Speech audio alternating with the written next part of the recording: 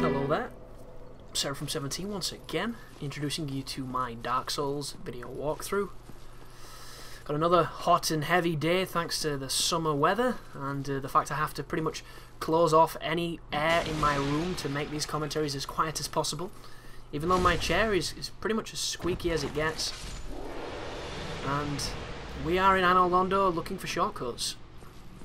Or apparently that's what the title of this video says, so we will see how true I am to my initial typing momentarily. So these are the Silver Knights, and they're pretty intimidating because they look a whole lot like Black Knights, but the difference being is the silver ones aren't quite as good. So Olympically speaking, they're the white guys, but they're still intimidating and they're still dangerous, so they're not to be taken lightly. An easy strategy is to tank their hits with a good shield. Not the shield I'm using, you'll take too much damage. This is a mimic. Notice the chain. It's like a question mark pointing towards you. He will drop, I believe he drops the Occult Club. So this is one of the most useful weapons on the game. And the reason it's useful is if you unascend it, you can turn it into a +5 Divine Club, and that means you don't have to do any upgrading to go into the Catacombs. So now we have a weapon more than capable of kicking some ass in the Catacombs for us.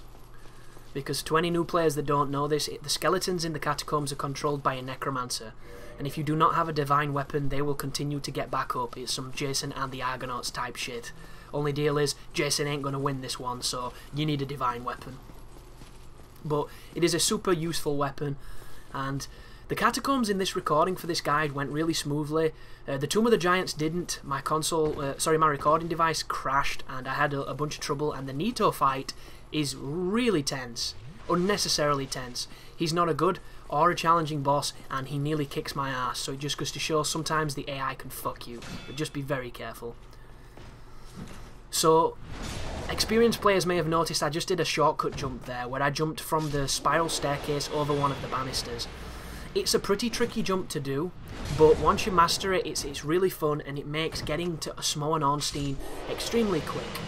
And what I'm doing here is I'm actually opening this shortcut. This is the path that you would normally go if you didn't know the jump, but now I know the jump, it's so much quicker. But it's always cool to have this door open just in case you want to come back down to this area, and you never know. That is the assumption that I play under. You never know what's going to happen, so it's always better to open things up. But this corridor here leads into the main area of the cathedral. I really should find out if this is a cathedral or a castle or just a church or whatever, but cathedral sounds a bit more manly. I like cathedrals. I'm in a country that's filled with them, and they are pretty cool buildings. But if you roll over here, you can go and push this dial.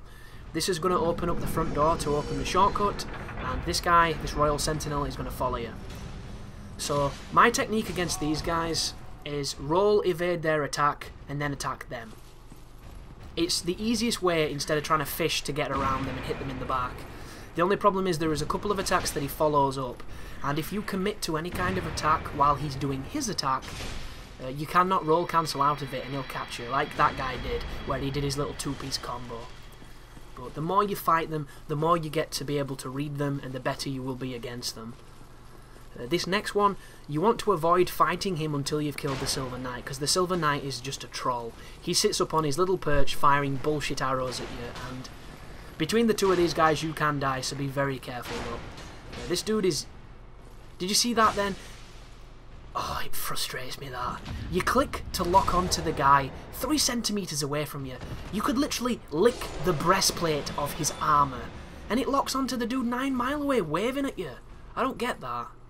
But this guy's path can lead him up the stairs, but often he'll turn around and go back. So if you follow him with a two-hander, you can do that, which is the quickest and most efficient way to kill the Royal Sentinels. However, if your weapon is not quite up to the standards of this, destruction tool, you may not kill him. You might have to do some additional slashes.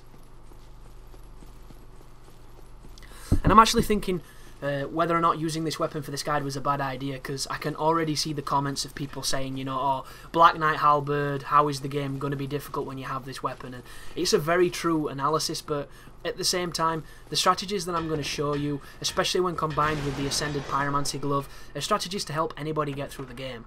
And I got this halberd so early on, you could feasibly start a new game and try and get it if you don't, and start a couple new games before you get it to make the game super easy. You don't have to, but it's just how it works. And if you're looking for a strategy that doesn't involve having a super rape weapon like this one, you can always look at my playthrough, because I literally use the most vanilla weapon you can, which is a katana, and I love it.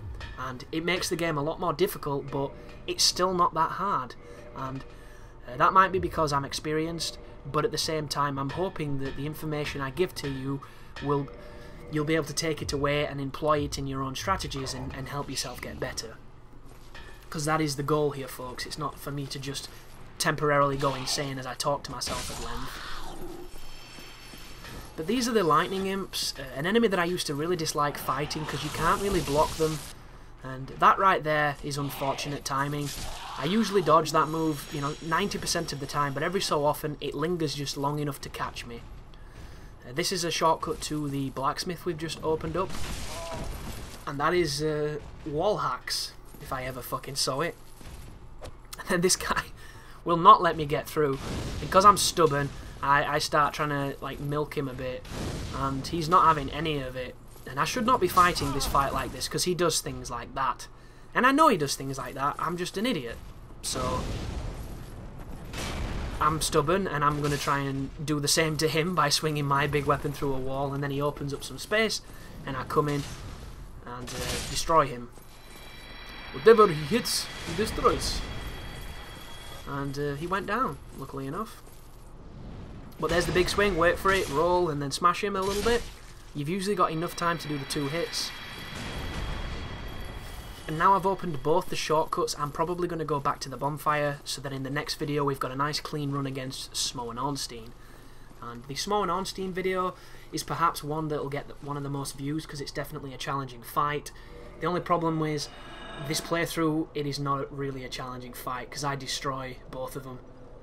And it's all because of the weapon and because I'm quite comfortable fighting them, but I can give you some tips, and the best tip is literally to summon Solaire. Solaire is fantastic in the fight, he spreads them up for you so you can focus on one of them. He's a great tank, he's a great bullet sponge, so to speak. And he just makes it a much easier fight, and if you want to see that fight with me at the helm, that will be in my playthrough, so check that out. But once again, this is me showing you the shortcut, get some speed, get your jump, and over you go. And now we can just run back to the central hall. You can run past all the sentinels if you wanted to save your Estus flasks, and then you can fight Smo and Ornstein. One thing I do find very funny, well, funny sounds a little bit patronising, but I don't mean it to be that way, is the amount of people that get to Smo and Ornstein through this room and have no Estus flasks left because they're not very good at fighting the enemies in the room. I don't understand why those people don't run. I don't understand why you don't do what I just did then. It seems to make a lot of sense to me, but maybe they're not that confident in the game. Who knows? But thanks for watching, and you take care now.